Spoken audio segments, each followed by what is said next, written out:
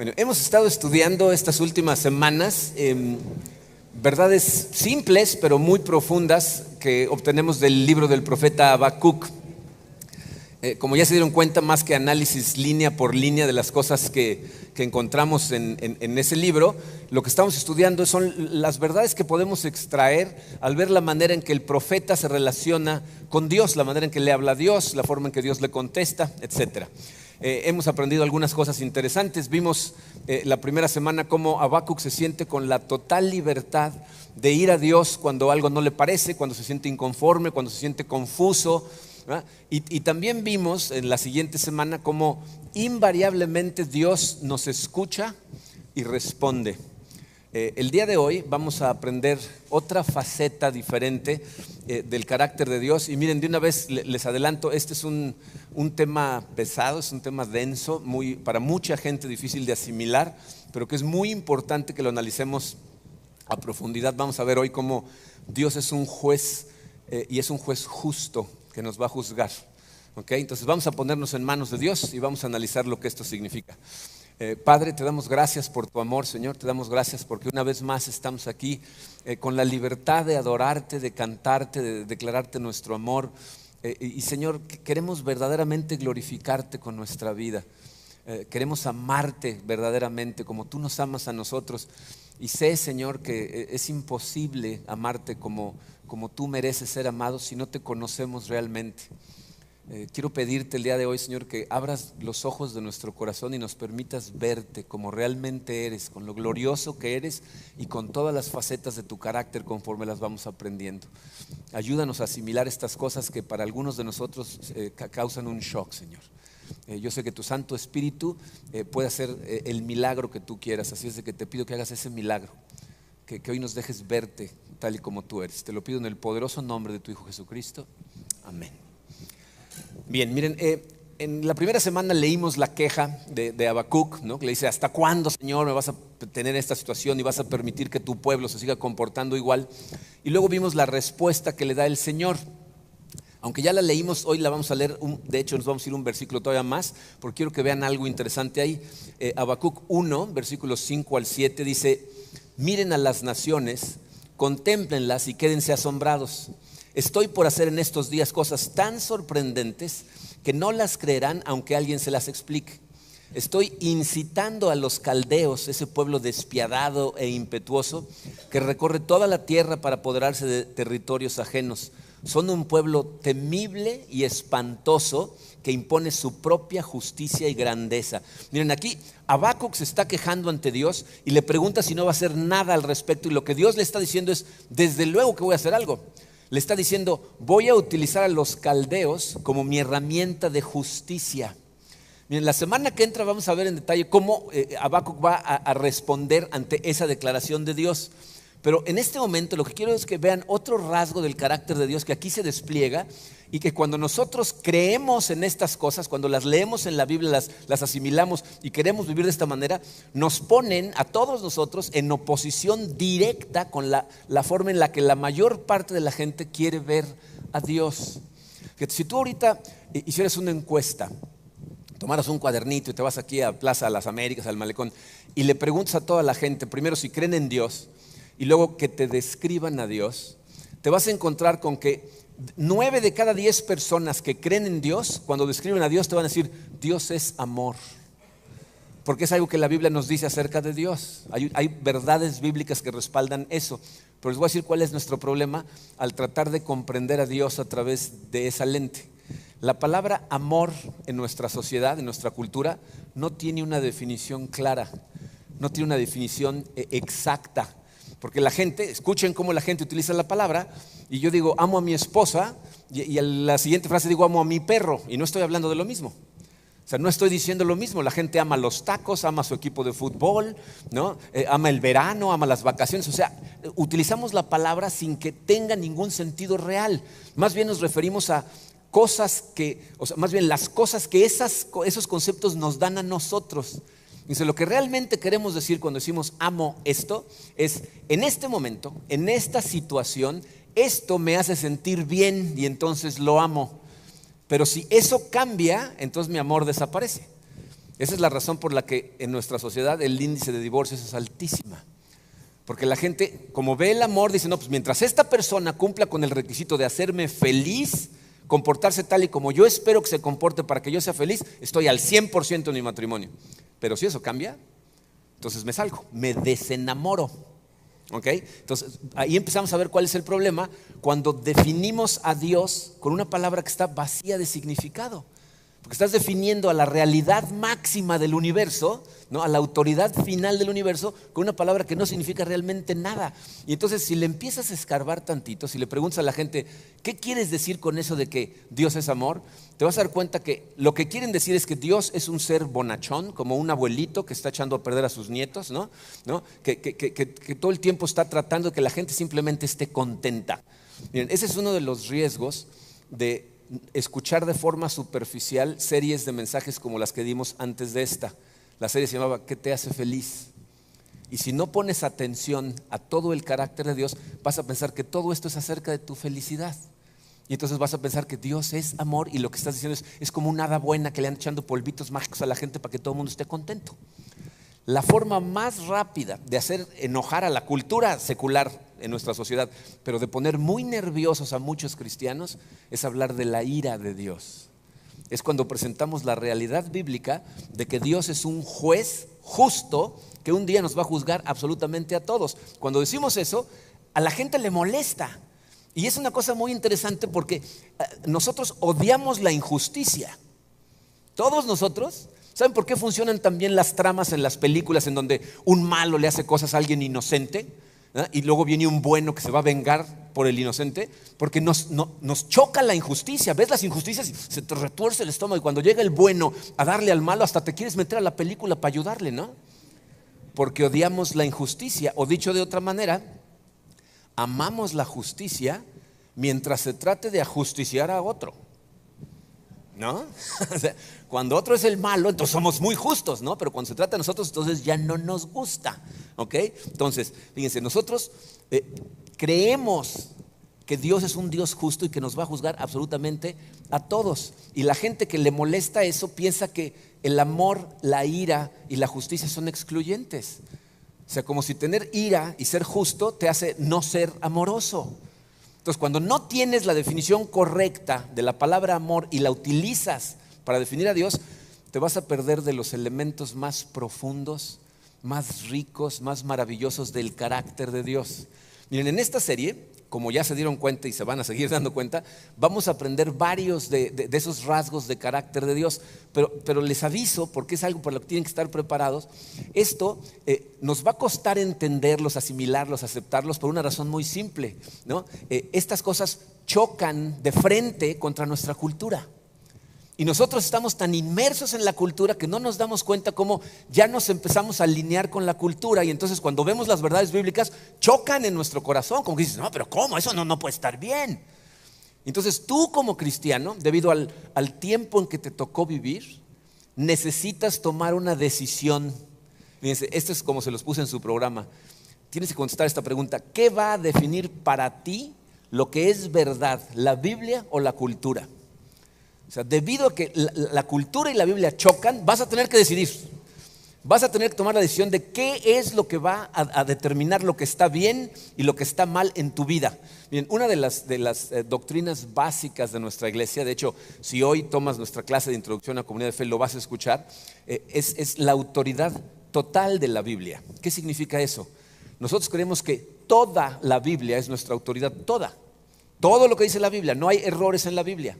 Lo cual significa que no te puedes poner a escoger. Porque hay gente que va a conceptos y como que el sexo fuera del matrimonio está prohibido, no, este no está bien, no, eso del aborto, que los homosexuales, o sea, empiezan a escoger. Si tú escoges qué está bien y qué está mal, ya te convertiste tú en la autoridad. Ya la autoridad no es ni Dios ni la Biblia, sino tú que vas a escoger estas cosas, ¿ok? Entonces necesitas decidir quién va a ser tu autoridad, porque la Biblia va a chocar en un montón de áreas contra la cultura. Cuando hablamos de sexualidad, de matrimonio, del aborto, de la educación, en todos los conceptos va a haber choques directos entre la cultura y la Biblia. Entonces, por eso, antes de presentarles hoy, lo que quería es que viera una radiografía muy clarita de cómo Dios es un juez justo. Pero antes de ver esa radiografía, lo que quiero es que entiendan por qué nosotros nos alineamos con la Biblia en lugar de con la cultura. De hecho, se los puse así en su programa. Dice, ¿por qué debemos alinearnos con la Biblia por encima de la cultura? Les voy a dar 3 razones muy importantes. Número 1, porque la Biblia es universal, pero la cultura no. La Biblia es totalmente universal. Es decir, fíjense, la Biblia es trascendente. La Biblia trasciende fronteras, trasciende lenguajes, trasciende culturas. Tú puedes llevar la Biblia a cualquier lugar del mundo y aplica exactamente igual, pero no puedes decir eso de la cultura. No puedes exportar la cultura de un lugar, llevarla a otro y que funcione, ¿no? Por ejemplo, imagínate que tratáramos de exportar nuestra cultura occidental con el libertinaje con el que vivimos a una cultura como Irak, Irán, Japón.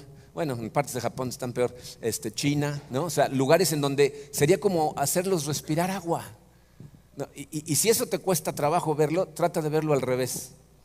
Imagínate que tratáramos de importar la cultura de Irán a México.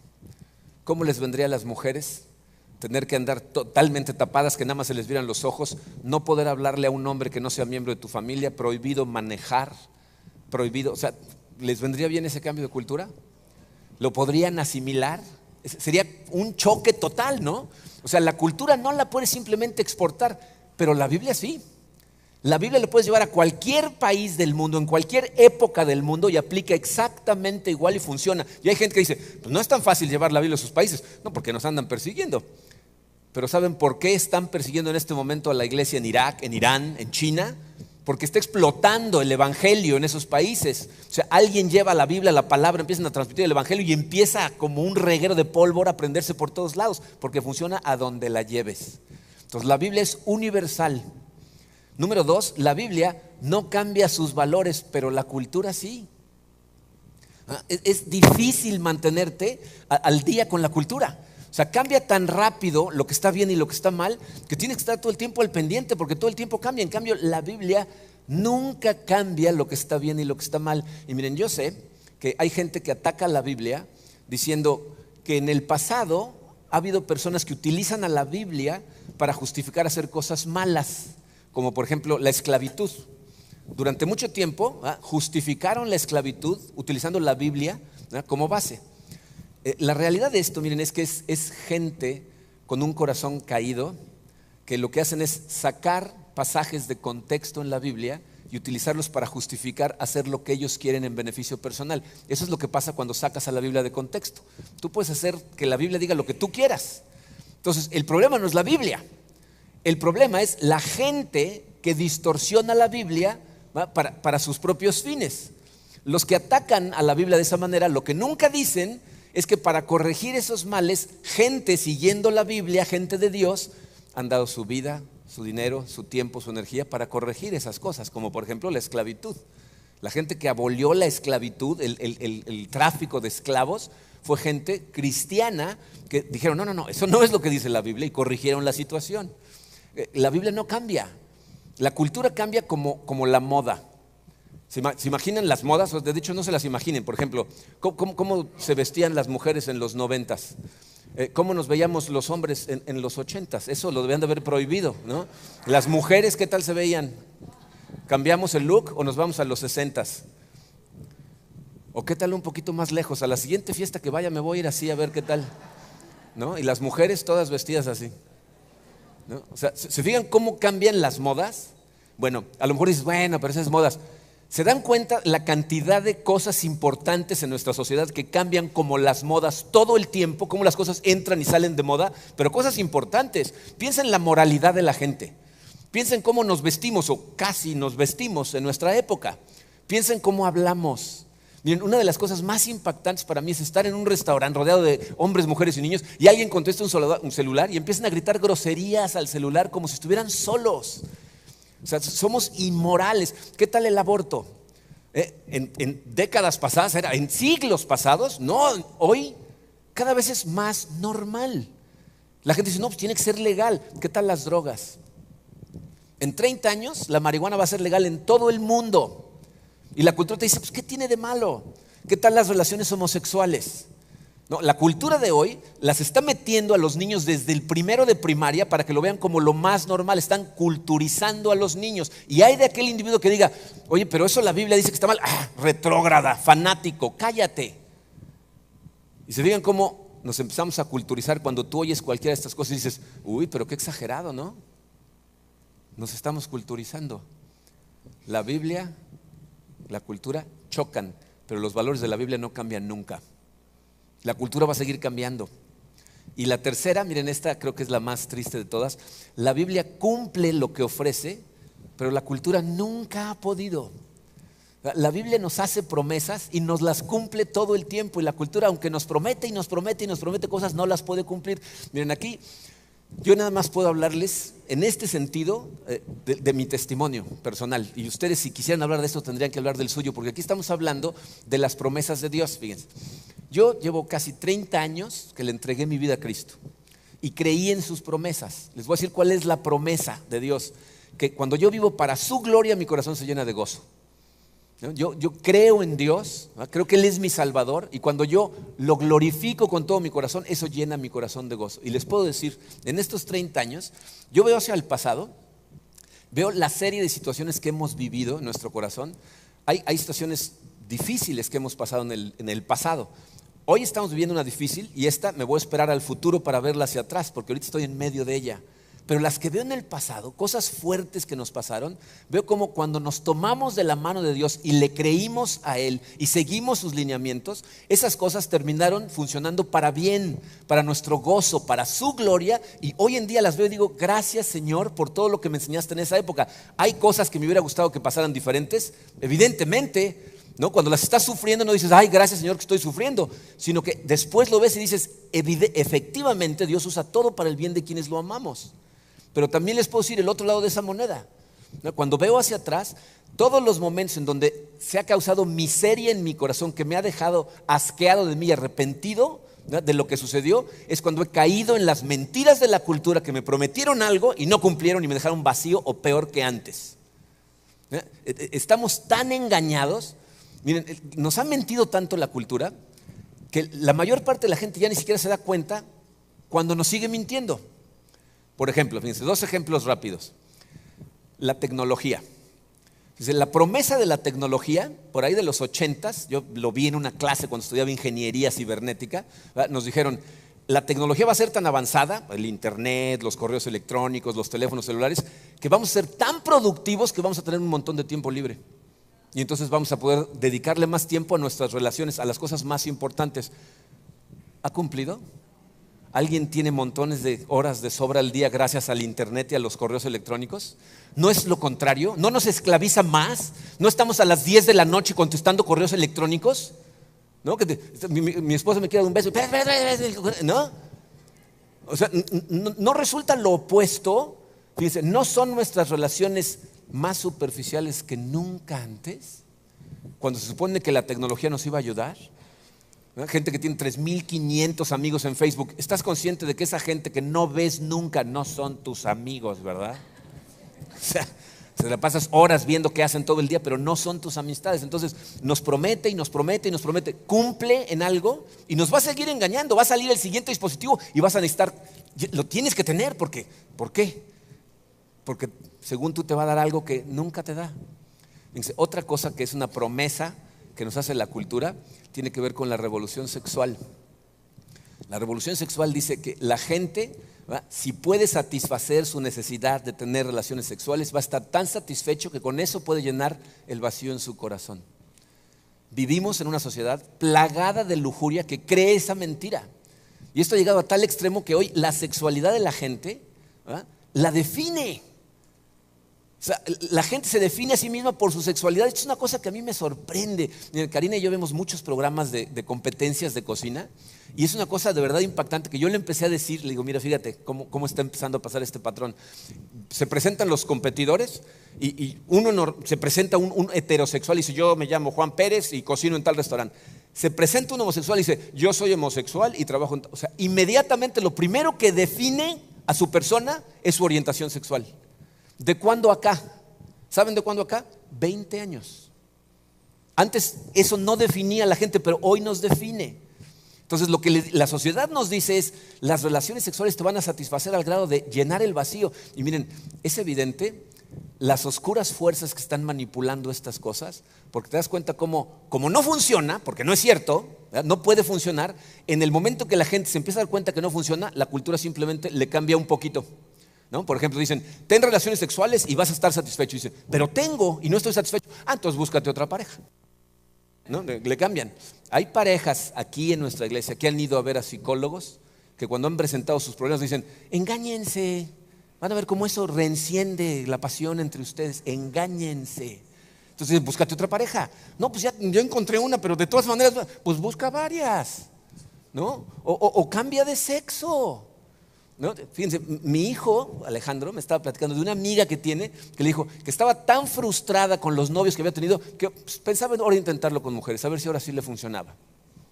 O sea, simplemente dicen, cámbiale, ¿no? Y si no funciona, te dicen, entonces seguro es la técnica. Tienes mala técnica. Si tuvieras buena técnica, si aprendieras cómo, entonces estarías satisfecho. Por eso, vean las tiendas que tienen revistas, la cantidad de revistas que en la portada ofrecen técnicas sexuales, aunque sean revistas que no tienen que ver con el campo. National Geographic, ¿cómo conquistar a la mujer de tus sueños? Y dices, National Geographic, o sea, nos tiene engañados. Y porque estamos tan engañados, con los ojos tan cerrados, seguimos cayendo y cayendo y cayendo y cayendo. Necesitamos alinearnos con la Biblia. ¿Nos van a ver como bichos raros? Sí, te lo puedo asegurar. Pero por eso, miren, es la importancia de lo que vamos a ver el día de hoy. La importancia de tener claro, ¿verdad?, que Dios es un juez justo, porque un día vamos a estar en la presencia de Dios y vamos a dar cuentas. Entonces, a mí me da igual cómo me define la sociedad. Y a ti te debería dar igual cómo te define a ti, porque el día que estés en la presencia del Señor vas a dar gracias a Dios por estos mensajes que a nadie le gustan. Entonces, por eso quiero que, ya veremos más cosas en los siguientes mensajes. Hoy quiero que escuches esto hasta que lo escuches. Dios es un juez justo y un día nos va a juzgar a todos. Vamos a ver versículos. Job 28:24. Porque Él, hablando de Dios, mira hasta el último rincón de la tierra y ve todo lo que hay bajo los cielos. ¿Qué está diciendo ahí? Nada sucede sin que Dios lo vea. Nada. En todo el universo, nada sucede sin que Dios lo vea. Salmos 69:5. Oh Dios, tú sabes lo insensato que he sido. No te puedo esconder mis transgresiones. ¿Te das cuenta de lo que está diciendo? Muchas de tus transgresiones pasan en tu corazón. Está diciendo, yo no te puedo esconder ni siquiera lo que hay en mi corazón, mis motivaciones, las cosas que pienso. Todo lo que piensas, haces, dices y las razones por las que las piensas, haces y dices son vistas por Dios. Miren, estoy convencido que una de las razones por las que la gente se siente tan cómoda en su pecado es porque le hemos perdido totalmente el respeto a la omnipresencia de Dios. O sea, se nos olvida que Dios está con nosotros en todo momento viéndonos. Sería bastante más difícil pecar si fueras consciente de que ahí está al lado, viéndote. El profeta Isaías, en el siguiente pasaje, fíjense, va a tratar de quitarnos todas las estrategias de manipulación que queremos usar con Dios. Fíjense, Isaías 40, versículos 27 y 28.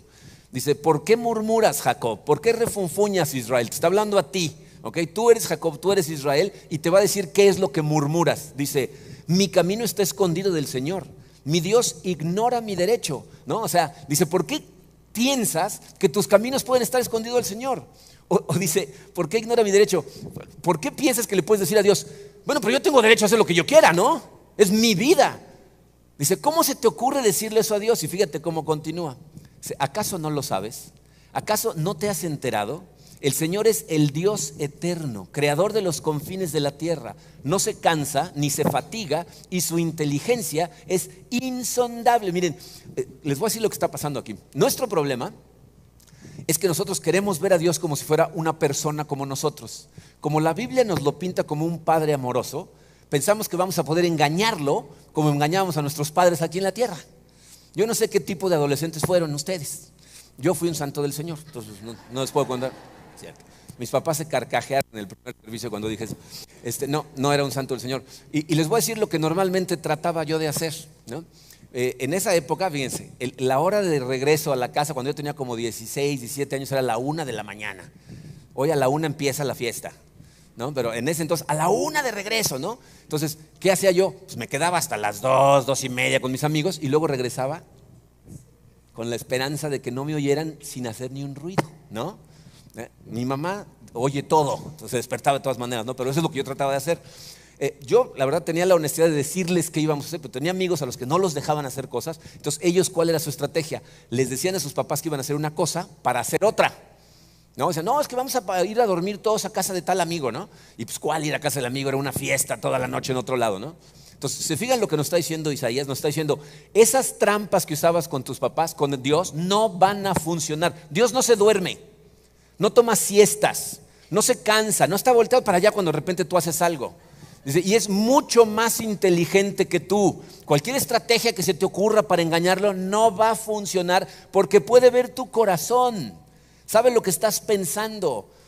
Miren, tenía montones de versículos más para leerles, pero ya no me cabía ni en el programa ni tenía el tiempo. Pero son una tras otra, hombres de Dios suplicándote que les escuches. Nada pasa desapercibido para Dios y un día vas a dar cuentas.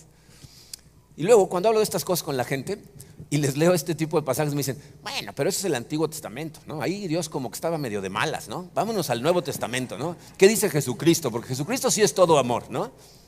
Vamos a ver qué dice Jesucristo. Miren, este siguiente pasaje, cuando lo analicé detalladamente la primera vez, me causó pesadillas, literalmente. Dice Lucas 12, versículos 1 al 3, dice, cuídense de la levadura de los fariseos, o sea, de la hipocresía. ¿Qué está diciendo ahí? Está diciendo, lo peor que puede hacer una persona es pretender estar en un nivel espiritual en donde no está. ¿No? Porque cuando tú no estás en el nivel espiritual que pretendes, ¿verdad? Significa que estás tratando de impresionar a los demás con cosas externas, controlando cosas externas. Y continúa, dice, no hay nada encubierto que no llegue a revelarse, ni nada escondido que no llegue a conocerse. Así que todo lo que ustedes han dicho en la oscuridad se dará a conocer a plena luz, y lo que han susurrado a puerta cerrada se proclamará desde las azoteas. Entonces, fíjense, este versículo es el antídoto contra la autojustificación. ¿Saben lo que es eso, no? La autojustificación es cuando tratas de hacerte a ti mismo justo y sentirte superior a los demás. Porque mientras se trate de cosas externas, tú puedes de alguna manera pues medio jactarte, ¿no? Yo, a ver, ¿cuántos versículos te sabes, no? Y puedo escupir versículos en griego, ¿no? O te puedes decir, yo oro durante horas, ¿no? Y tú, ¿cuántos versículos lees al día, no? Porque yo me memorizo 20, ¿no? O sea, yo te puedo impresionar con cosas externas, pero si mi corazón no está ahí realmente, significa que mi corazón está mal, está oscuro, y entonces en secreto, ¿verdad? Cuando nadie me ve, voy a hacer, decir, pensar, sentir cosas vergonzosas, porque no estoy ahí espiritualmente realmente. Y se fijaron lo que dice el versículo. Dice, no hay absolutamente nada que tú hagas en la oscuridad que no se va a dar a conocer a plena luz. O sea, se imaginan el final de los tiempos cuando te metan en un estadio en donde esté toda la gente a la que conoces y pasen la película de tu vida con todo lo que pensaste, todo lo que dijiste, todo. ¿Se imaginan? Esa fue mi pesadilla. Yo dije, válgame. Imagínate si yo te dijera, ahorita en la pantalla vamos a pasar el último mes de tus pensamientos, motivaciones, de todo lo que dijiste realmente, de tu pareja, de tus hijos, de tus amigos, de tu jefe, de tus compañeros. ¿Cuánto tiempo te quedarías en las salas viendo el showcito? ¿No saldrías corriendo de aquí? Eso es lo que dice Jesucristo. Dice, todo va a ser revelado. Miren ahí, Jesucristo lo que nos está diciendo es, cuida tu corazón. Jesús siempre va tras el corazón de la gente porque Él sabe que si puede transformar tu corazón, lo externo se transforma solo. Es un efecto del cambio interno. Entonces dice, deja de pretender externamente, cuida tu corazón, porque al final todo va a ser revelado. Pablo nos lo dice de otra manera. Fíjense, 1 Corintios 4, versículos 4 y 5, Pablo va a usar la estrategia inversa. Dice, porque aunque la conciencia no me remuerde, no por eso quedó absuelto, ¿no? O sea, Pablo dice, no porque me sienta yo que voy muy bien, significa que voy muy bien, ¿no? Dice, el que me juzga es el Señor. Por lo tanto, no juzguen nada antes de tiempo, esperen hasta que venga el Señor.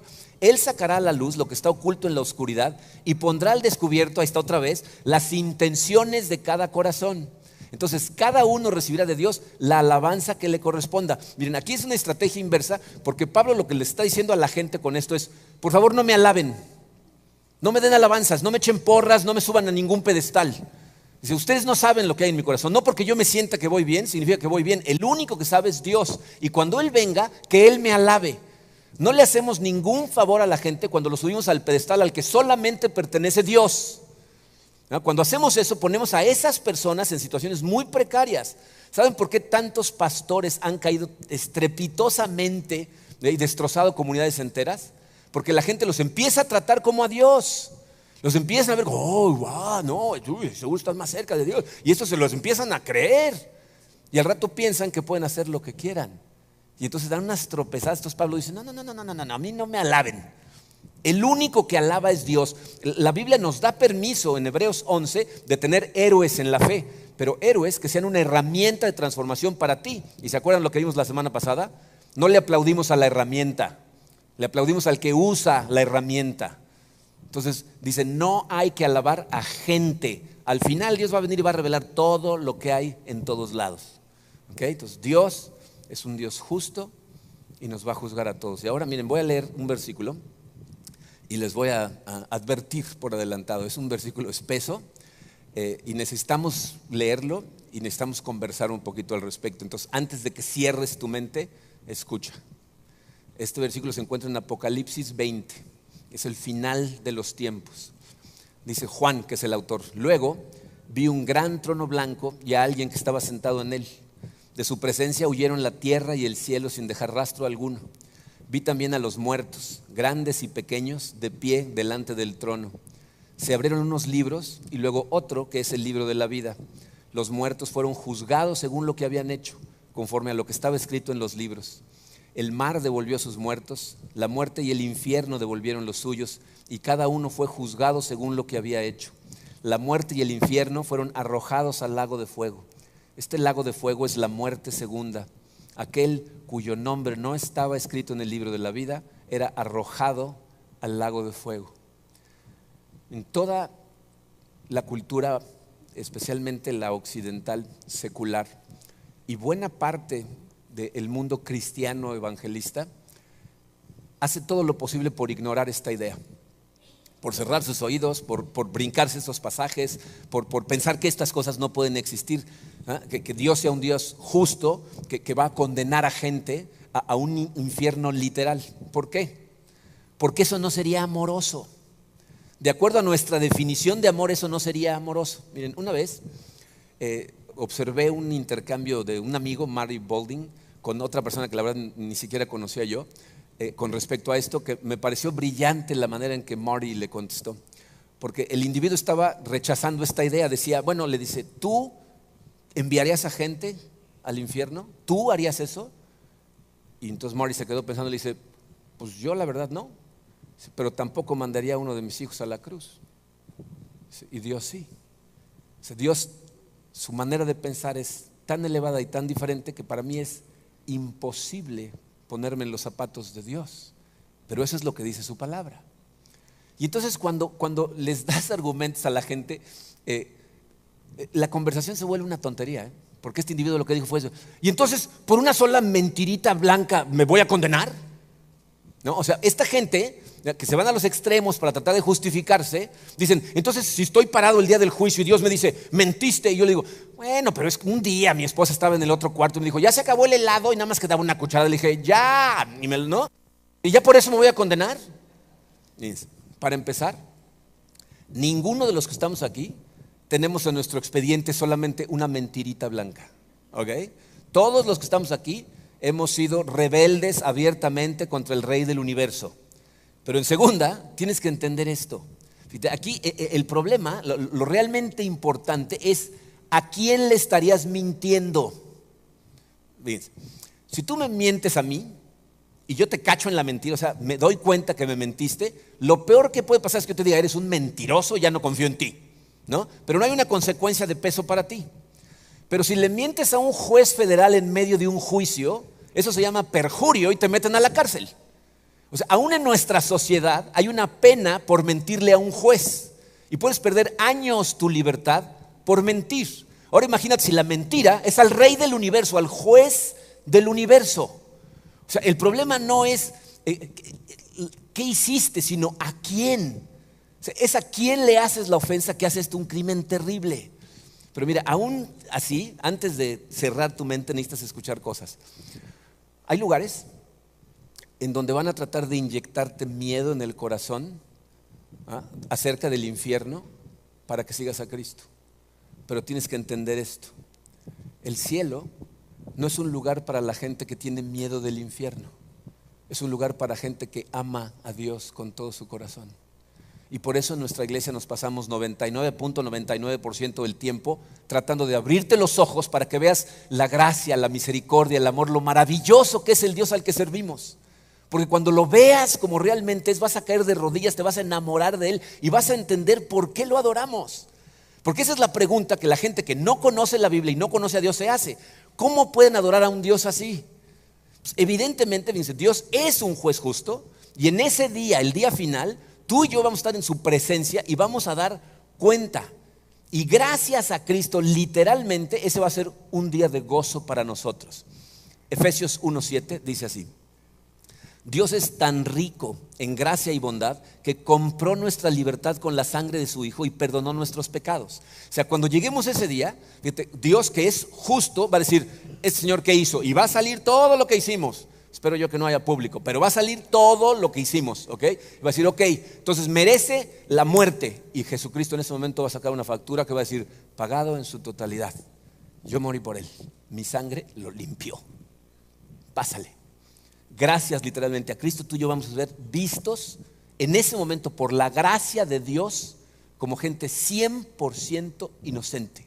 Por eso, en la primera de Pedro 1:13 dice: por eso pongan su esperanza completamente en la gracia que se les dará cuando se revele Jesucristo. O sea, tienes que poner totalmente tu esperanza en esa gracia.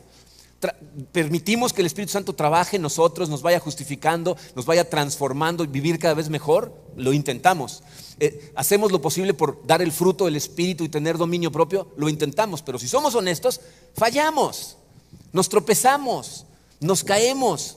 De hecho, estamos cansados de intentarlo. Por eso Pedro dice: más vale que tu esperanza no esté puesta en tus intentos, sino en la gracia de Dios. ¿Soy culpable?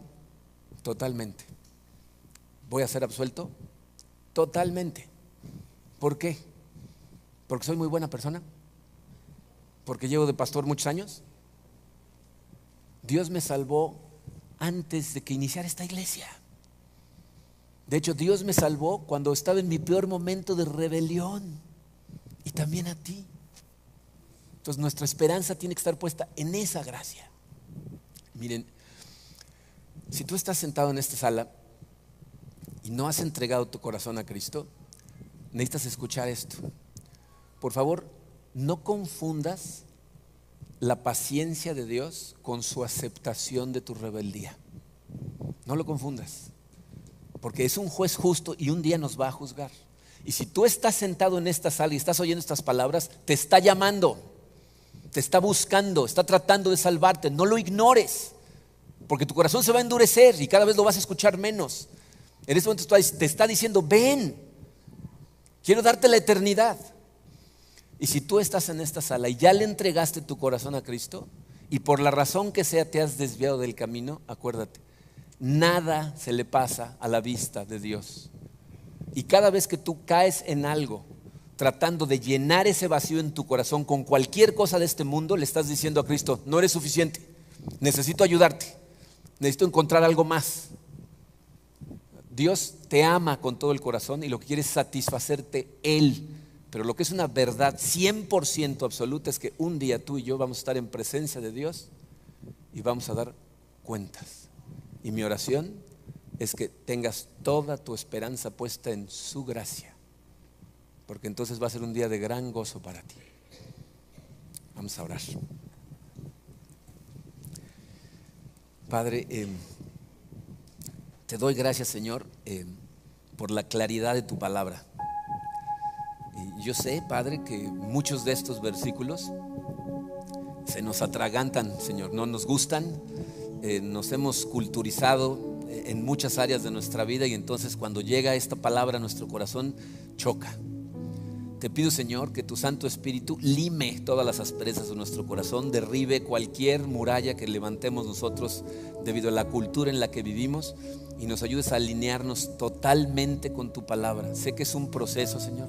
Sé que es una cuestión de caminar de tu mano, estudiar, meditar tu palabra, pero te pido, Señor, que nos des la sabiduría, la fortaleza, que nos des la luz y la guía de tu Espíritu Santo para ir asimilando estas verdades y poder vivir de acuerdo a ellas. Permite, Señor, que nos dé igual lo que la gente piense de nosotros, siempre y cuando estemos de tu mano y viviendo de acuerdo a tus valores, Señor. Danos amor, danos humildad, Señor. No nos dejes subirnos en caballos blancos de la justicia y apuntarle a la demás gente con el dedo. No somos nadie para juzgar a nadie. Recuérdanos eso, Señor. Y también que no somos nadie para alabar a nadie más que a ti. Te pido, Señor, que nos ayudes a hacer eso, a alabarte solamente a ti, a verte a ti como realmente eres y a poder amarte con todo el corazón para que podamos vivir para ti, Señor. Despliega tu gloria ante nosotros, Padre. Yo sé que si vemos tu gloria vamos a caer de rodillas y te vamos a adorar por el resto de nuestros días. Así es de que despliega tu gloria el día de hoy, Padre. Te lo pido de todo corazón en el nombre poderoso de tu Hijo Jesucristo. Amén. Muy bien.